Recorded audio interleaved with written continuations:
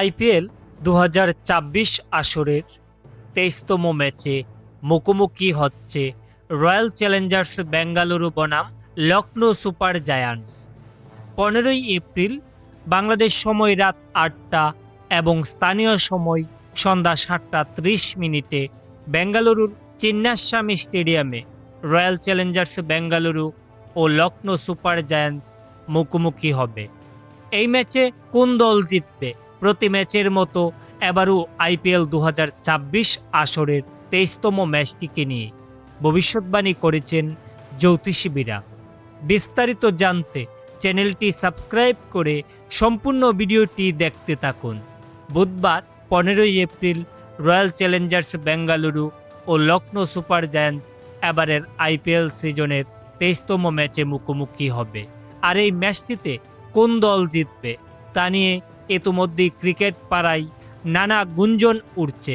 এদিকে দর্শক, এখন পর্যন্ত আইপিএলের চলতি আসরে রয়্যাল চ্যালেঞ্জার্স বেঙ্গালুরু ৪টি ম্যাচ খেলে ৩টিতে জয় নিয়ে পয়েন্ট টেবিলের উপরের দিকে অবস্থান করছেন।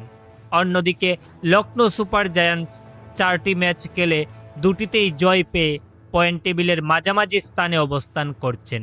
এছাড়াও রয়্যাল চ্যালেঞ্জার্স বেঙ্গালুরু এবং লখনৌ সুপার জায়ান্টস এই দু দলের অতীতের পরিসংখ্যান দেখে জানতে পারি যে আইপিএল ইতিহাসে দু দল মোট ৬টি ম্যাচে একে অপরকে মোকাবেলা করেছে।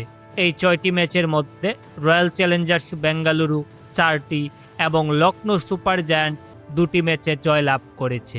এদিকে দর্শক, সবাইকে চমকে দিয়ে প্রতি ম্যাচের মতো এবারও আইপিএল ২০২৪ আসরের ২৩তম ম্যাচটিকে নিয়ে জ্যোতিষী বিড়াল ভবিষ্যৎবাণী করেছেন। সেই ভবিষ্যৎবাণী অনুযায়ী এই ম্যাচে জয় পেতে পারেন রয়্যাল চ্যালেঞ্জার্স বেঙ্গালুরু।